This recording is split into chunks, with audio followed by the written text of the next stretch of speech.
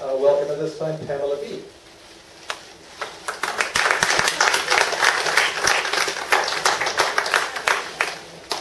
Pamela is originally from Kainai, the Blood tribe, and both her parents spoke Blackfoot as her first language.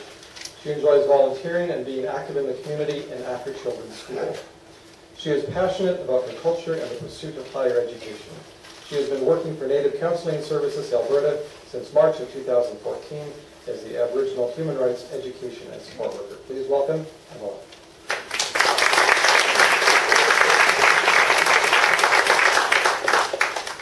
I live in Calgary with my husband and 2 children who are both in elementary school. We live in the greater Forest Lawn area, very close to the school I graduated from. After high school, I moved away and have been back in Calgary for 4 years. I'm very involved in my community and I love to volunteer. I was born in southern Alberta to Wayne and Elizabeth Beebe. We all lived together on the Blood Reserve, or Kainai as it is known in Blackfoot. They had 6 children, 2 boys and 4 girls. I was the 3rd child. My dad was a very hard worker. My favorite memory of him is watching Mr. Dress Up on TV while I sat on his lap. He passed away when I was 4.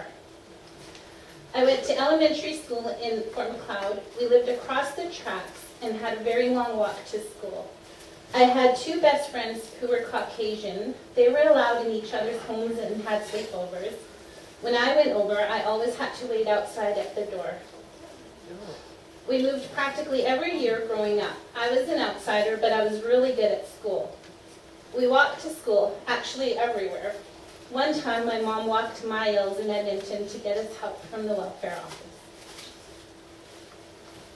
In high school, I remember frequently having holes in my shoes and telling people that I had no lunch because I forgot it. I had a few close friends, same thing, I was still not invited to their homes. I don't think their parents were very comfortable with me. It's hard not to think that it's because I'm Native and they were all Caucasian. I went to McGill University for 4 years and I graduated with a Bachelor of Science degree. I earned scholarships, worked hard in summers, had help from the Blood tribe, lived on craft dinner and hot dogs. I could not afford the note-taking club, nor could I afford the proper books, calculators, and other tools. In Lethbridge one time, I was dressed to the nines, wearing my best clothes, and I thought I looked awesome. I went to a club after a wedding with my older sister. The bouncer told me, "You Indians are not welcome here." I was shocked and told him he can't say that. He asked me for 3 pieces of ID. Luckily, I had it. I went to Life West Chiropractic College, and I graduated as a chiropractor. In one of my first lab classes, a man from Iraq asked me about being Native. Before I could answer, a man in class from South Dakota said, "Native people have nothing positive to contribute to society." I thought there must be so much poverty in South Dakota. I lived in a big house with lots of roommates close to school. Just before graduation, a classmate stopped by who had been drinking. I offered him the couch so he wouldn't drink and drive.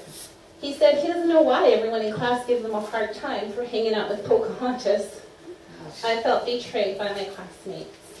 I moved home to Lethbridge, but was not yet licensed. I waitressed all through college, so I applied to almost 30 restaurants in Lethbridge. I was told they weren't hiring or not accepting resumes. I finally found one part-time job serving coffee at a casino. No tips, not enough to live on, or a license. I was a licensed chiropractor and had just finished my first contract. I had enough money for licensing fees, malpractice insurance, continuing education, student loans, but not enough for a home. I was homeless. I eventually moved into a home with my fiance in Leduc. The receptionist at the office where I worked as a chiropractor frequently complained about all the Native people that she knew or who lived in her neighborhood. She was my boss's daughter, so I didn't tell anybody about her racist attitude. Leduc was an interesting small town. We felt like one of a very, very few Native families in town. One time, probably my first time in the library, I walked in, the librarian looked at me and asked if I was looking for someone. I said yes. She told me, "Oh, he's in the back room." My husband and I laughed about it because she correctly assumed we were together just because we were Native. I was married in Lake Tahoe on October 19, 2002, and I lived in Salinas, California. I saw firsthand how bad racism was towards African Americans and to immigrants from Mexico. I loved being a full-time mom.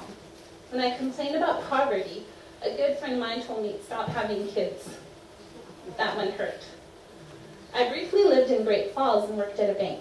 One of the tellers was from Mexico. She would very quickly correct customers who asked if she was Native. One time I walked in a bar where the customers were openly talking meanly about First Nations people. I did not go back there, but rather I learned which places were welcoming. We ended up back at my mom's house on the reserve. We slept on mattresses in the floor, all in one room. We had no car, no way to town. I found a job in Tabor, which my mom agreed to drive me to and from. I would sleep in her van during the day in Lethbridge after working the all-night shift. Yuck. We moved frequently and stayed in dorms at Lethbridge College in the summer. We loved having our own space again. I tried to take a part-time job at 7-Eleven, but my night shift included me moving the stands and cleaning under them while the supervisor stood there and watched. I quit. Luckily, that same week, we found housing in Calgary. One of my first jobs in Calgary was at a nonprofit organization. I was the only First Nations staff. The ED had a Christmas gathering at his house. I asked if I could bring my children and was told no. I found out later that my coworker was allowed to bring his son. At the same job, one of the senior staff always ignored me. She would go around and ask the staff what they were bringing to the potluck while completely avoiding me. I tried to blame my experience on workplace bullying, but I really think in my heart the problem was racism. So please, my request, lower the cost of immigration for my wonderful husband and children. Please get to know your neighbors and help each other with groceries and meals. Recognize your own biases, race spots, and stereotypes. And please, please be kind to each other no matter what.